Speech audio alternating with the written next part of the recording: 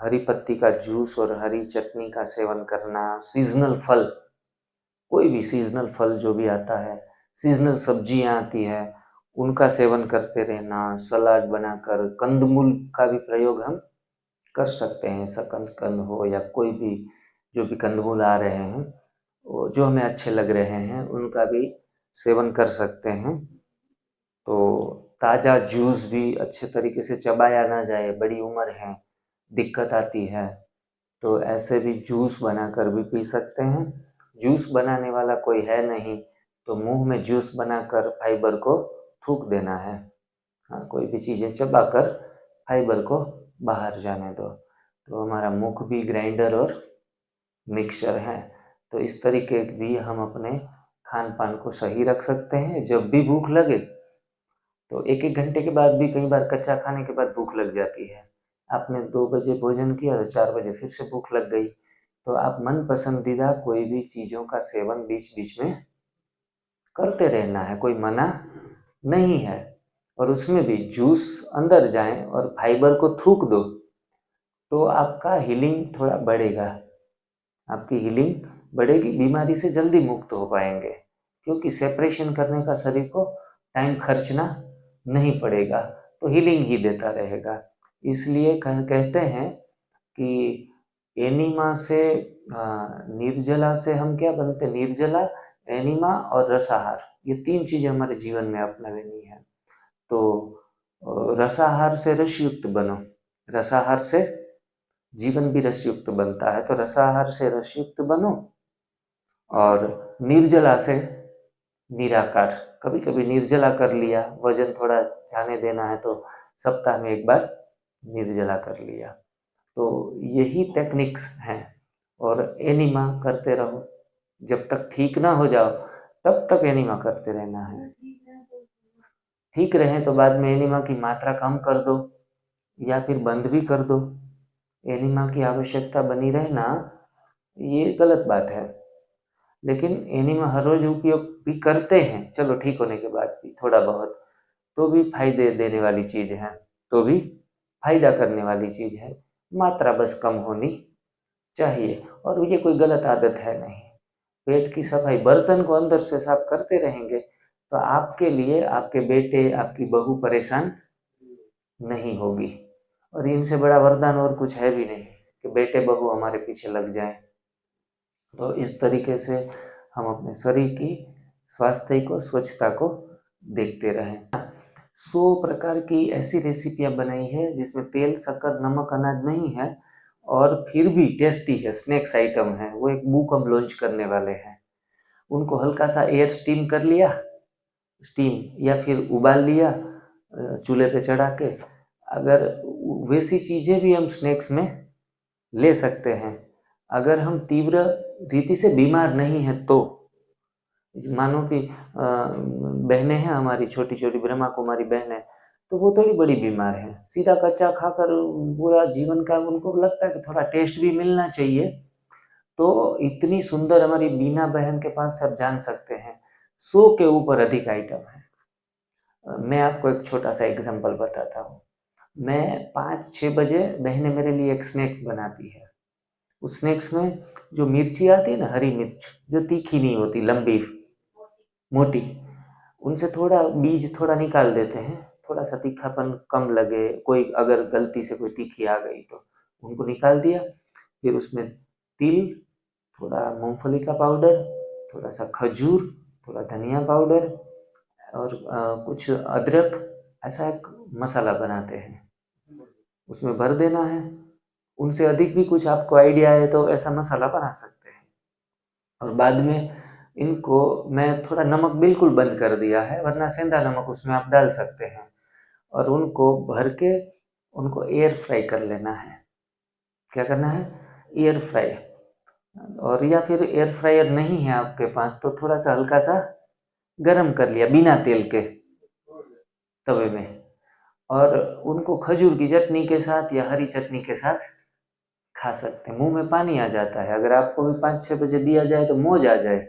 मैंने बाबा की एक मुरली में भी थोड़े समय पहले भी सुना था, पिछली बार भी दीदियाँ बताती थी कि सतयुग में नमक भी नहीं होगा, चीनी भी नहीं होगी, फल ही इतने खुशबूदार और स्वाद, सेहत, सुगंध सब कुछ होगा। तो मैंने कहा सतयुग के जो संस्कार है अभी से ही शुरुआत कर ले कि बिना नमक के भी जिया जा सकता है। देखो हमारे पास जब छोड़ा तो दूसरे नेचर हमारे ऑप्शन खुले कर देती है, तो हर चीज संभव है।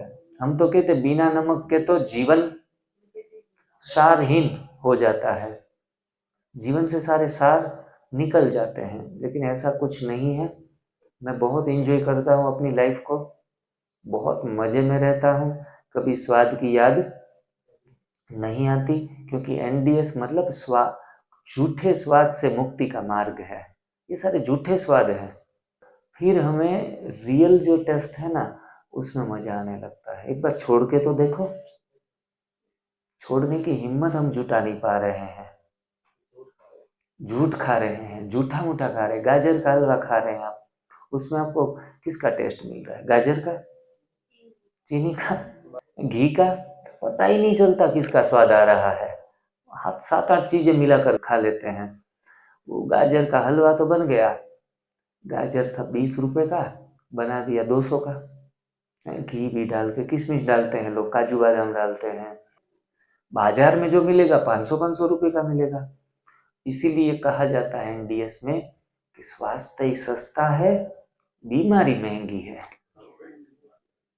स्वास्थ्य ही सस्ता है, 20 रुपए का है, बीमारी महंगी है। 200 रुपये घर पे बनाओ, 200 रुपये में पड़ेगा, बीमारी महंगी कर देते हैं। जो भोजन जितना बनाने में टाइम लगता है उतना ही सेहत के लिए खराब है। जो भोजन आप किचन में बनाते हैं ना, जितना लंबा समय जो लेता है ना, वो अधिक बीमारी देता है,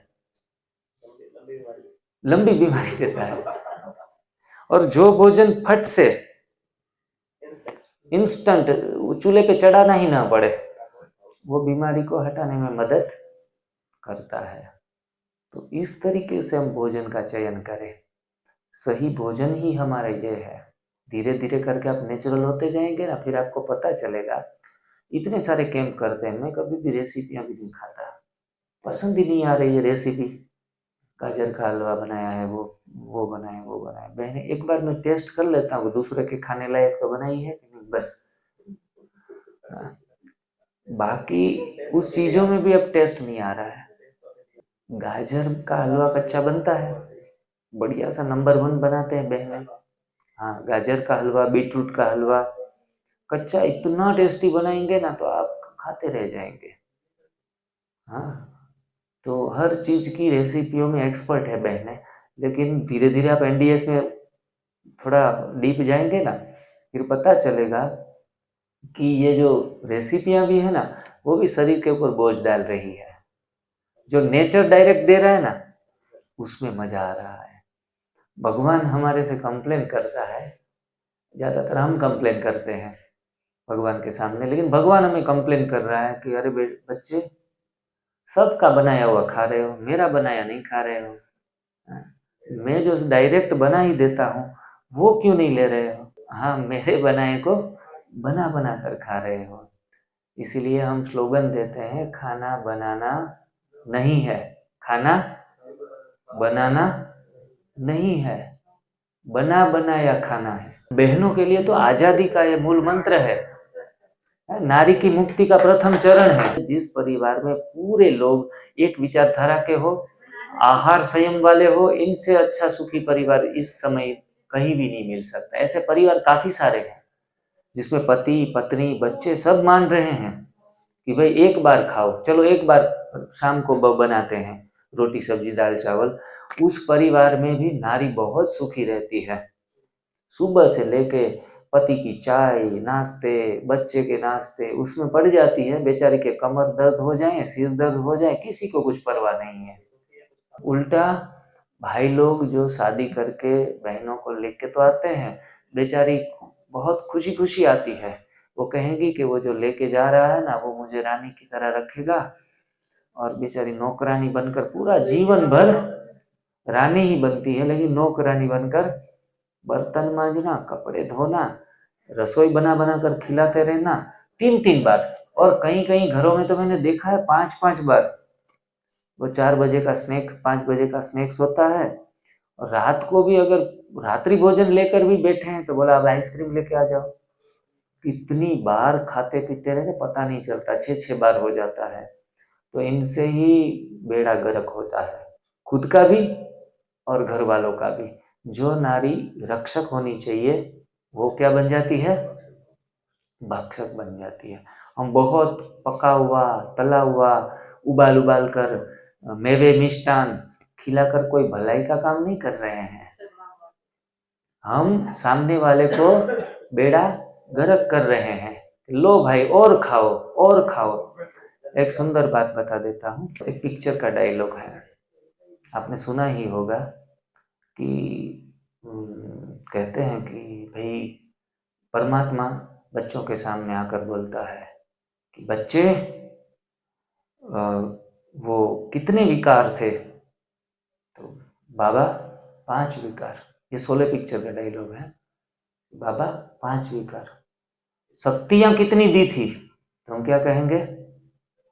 बाबा 8 शक्तियां।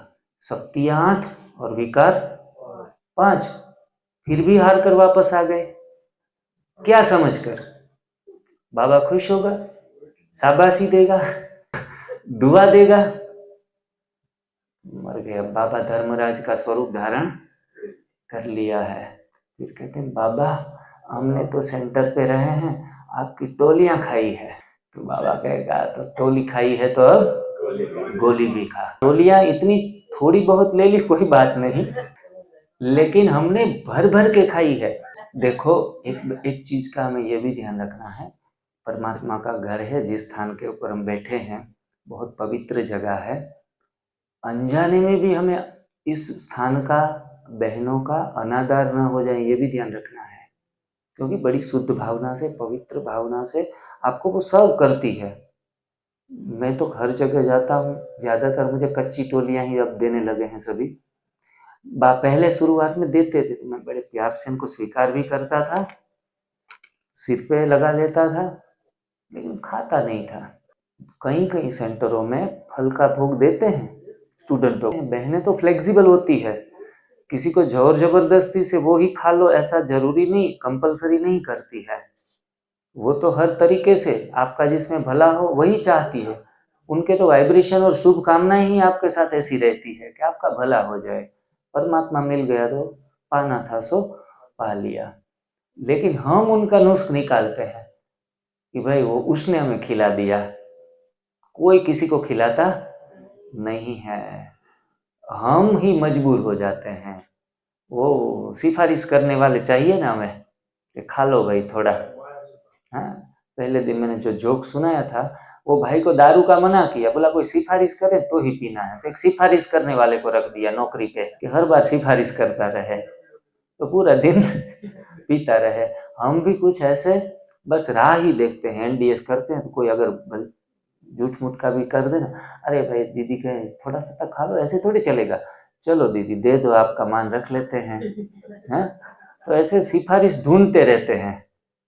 बाकी अगर इरादा मजबूत है तो कोई किसी को परेशान करने वाला नहीं है। हम अपने ऊपर संयम साध लें। हमारी बहनों को थोड़े दिनों के लिए वो लगा था कि भाई जी क्यों ये पका हुआ छोड़ दिया है। अरे बाबा का भोग है और आज गुरुवार था, अब चढ़ाया, अब ले लो। मैंने कहा दीदी वो थोड़ा मुझे कच्चा खाते खाते अच्छा हो गया है, तो मैं अभी थोड़ा इसको छोड़ के रखा हूँ। हाँ, तो दीदी की कोई बात नहीं। तो मेरे लिए दूसरे गुरुवार को अंकुरित मूंग बनाए, अंकुरित मूंग, और साथ में केला, एक आधा एप्पल, वो बेर, ऐसी जो भी कोई कोई स्टूडेंट लेके आते हैं फल, तो वो फल हमेशा दूसरे गुरुवार से मेरे लिए रखने लगे थे। जब मेरे को एक बार हिम्मत हुई कि मैं ना करके तो बोलूं, तो पहला कदम हमारा होता है, फिर बाबा मदद करने के लिए तैयार है। कोई कोई तो पूछते, बुधवार को पूछ लेते दीदी कल क्या प्रोग्राम है, किसका भोग लगने वाला है? हम बनने आए थे योगी, बन गए भोगी। भोग खाते खाते भोगना भी भोगते हैं। बोलते भोग लगाने से भोगना खत्म हो जानी चाहिए। बीमारियां नहीं आती, भोग लगाने से कभी बीमारियां नहीं आती, भोग लगाने से तो भोगना कम हो जाती है।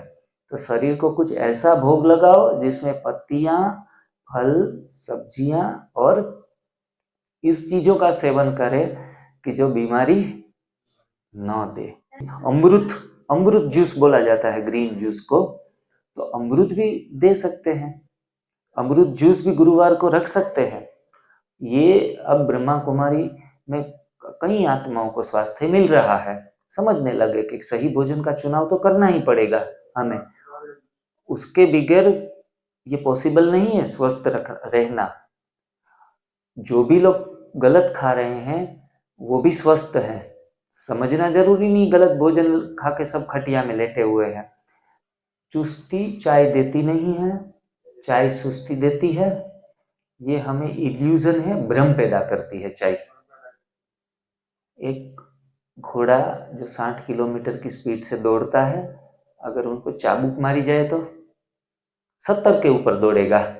चाबुक जब लगती है, दर्द उठता है तो 70 के ऊपर दौड़ेगा, लेकिन चाबुक का मार उनको कमजोर कर रहा है, और बाद में जब वो चलेगा ना तो 60 के बजाय 55 की स्पीड में चलेगा।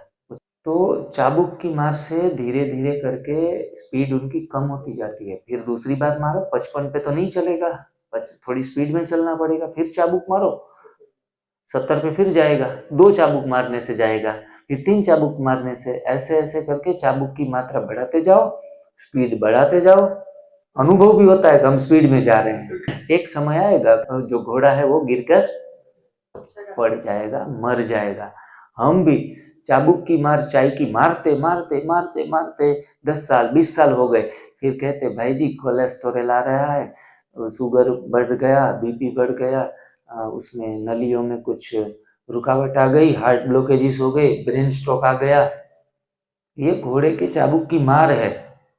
आप अपने को स्पीड में बढ़ाते ही जा रहे थे चाय पी पी के, या कॉफी पी के, या तेल वाला तला हुआ भुना हुआ खा खा कर। ये देखो, आपको चटपटी चीजें अगर रात को खिलाई जाए तो आपका मूड और रिफ्रेश हो जाएगा और मजा आ जाएगा, लेकिन ये छोटी छोटी मजा करने में ही हमें सजा मिलती है। ये एक प्रकार का भोजन, एक प्रकार की माया है। हम जो सुबह सुबह टूथपेस्ट करते हैं उसमें भी कोई सोडियम एनोइल नाम का कोई केमिकल डाला जाता है, वो अगर हमें जीभ के ऊपर सीधा डायरेक्ट रख दिया जाए ना तो आदमी को कैंसर हो सकता है। तो ऐसी पैकिंग चीजों के अंदर, मैन्युफैक्चर चीजों के अंदर तो कितनी सारी इनके कारण झाग आता है टूथपेस्ट में, तो झाग लाने के लिए वो सारी चीजें डलते हैं लोग। तो जितना भी नेचुरल हुआ जाए ना उतना ही फायदेमंद है। ज्यादा केमिकल वाली चीजें भी हमारे लिए लंबे समय के बाद नुकसान ही देती है। धीरे धीरे करके हम अगर दातून से या कोई दंत मंजन से भी ये दांत को साफ कर ले तो मैं तो कहता हूँ कि ये बाजारू चीजें जो पेस्ट वाली है वो भी धीरे धीरे करके कम कर सकते हैं, लेकिन इतनी सूक्ष्मता में जाकर अपना दिमाग खराब नहीं करना है। कई लोग तो ज्यादा एक्स्ट्रा सेंसिटिव हो जाते हैं, अरे हमने तो ये जो सेहत नहीं खाना है, अत्याचार हो जाता है, उसके ऊपर ये गुड़ नहीं खाना है, ये तो बहुत प्रोसेस्ड हो जाता है। इतना कॉम्प्लिकेटेड ना बने, इतना कॉम्प्लिकेटेड ना बने। धीरे धीरे आत्मा उड़ान भरती जाएगी, गलत चीजें अपने आप छूटती जाएगी, आप आगे निकलते जाएंगे। अपने आप को ज्यादा वो टाइट ना करें। कोई भी चीज, कोई भी इंस्ट्रूमेंट में जो संगीत बजता है ना, वो इनकी तार को ज्यादा टाइट कर ली जाए तो टूट जाएगा, बजेगा नहीं। अगर ढीला छोड़ दिया जाए तो भी बजेगा नहीं। तो मध्यम मार्ग। और मैं तो ये कहता हूँ कि जब मैं कच्चा ही खाता था ना तो मुझे सुबह टूथपेस्ट करना ही मैं भूल जाता था, क्योंकि जरूरत ही नहीं पड़ती। कौन से जानवर ने सुबह सुबह ब्रश किया हो बताओ? खुद की बदबू भी अगर आप स्मेल फील करेंगे तो खुद की मुंह की बदबू भी हम बर्दाश्त नहीं कर पाते हैं। सतयुग में ऐसे थे देवता।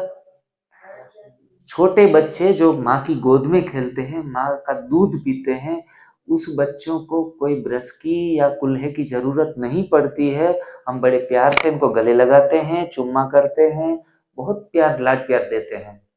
उसकी नहाया नहीं हुआ होता है फिर भी हमें अच्छा लगता है।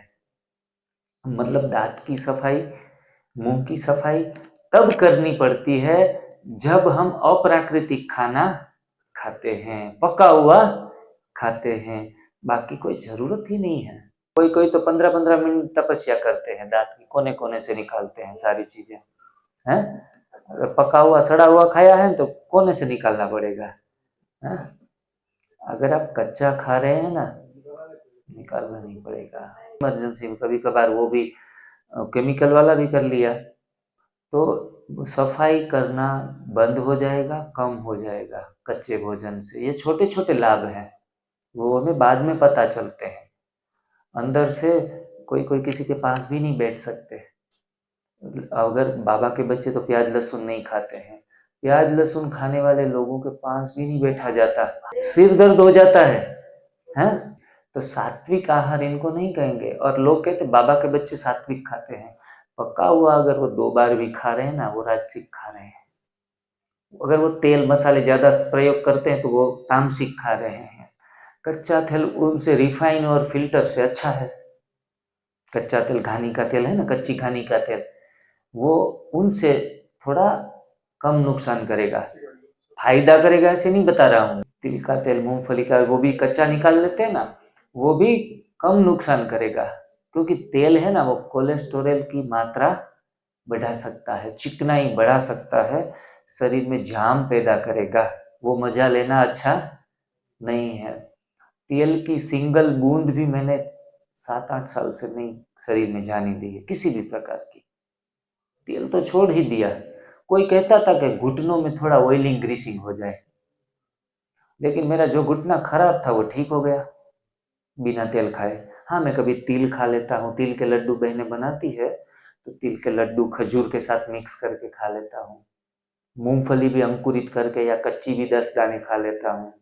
तो इस प्रकार से डायरेक्ट बना बनाया खाना है, जो बना बनाया आया है वही खाना है, बनाकर नहीं खाना है। और अंत में कहूंगा बनाना खाना है। क्या खाना है? बनाना खाना है।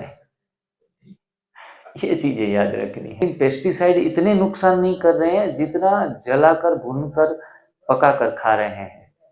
इसीलिए आज जो भी लोग ठीक हो रहे हैं एनडीएस में, किसी को भी ऑर्गेनिक चीजें खाने पीने को मिलती नहीं है। 1% होंगे, इनसे भी कम होंगे जो ऑर्गेनिक अपना बना अपनी खेत में ऑर्गेनिक बनाकर खाते हैं। 1% भी नहीं होंगे ऐसे लोग। बाजार का ही आता है। हमारे यहाँ भी शायद बाजार से कुछ लेना पड़ा होगा, उनको भी थोड़ा पानी से साफ कर दो, भले वो दवाइयाँ छिड़की हुई है, वो भी कच्ची सब्जी फल हमें सेहत देंगे, डरने वाली बात नहीं है।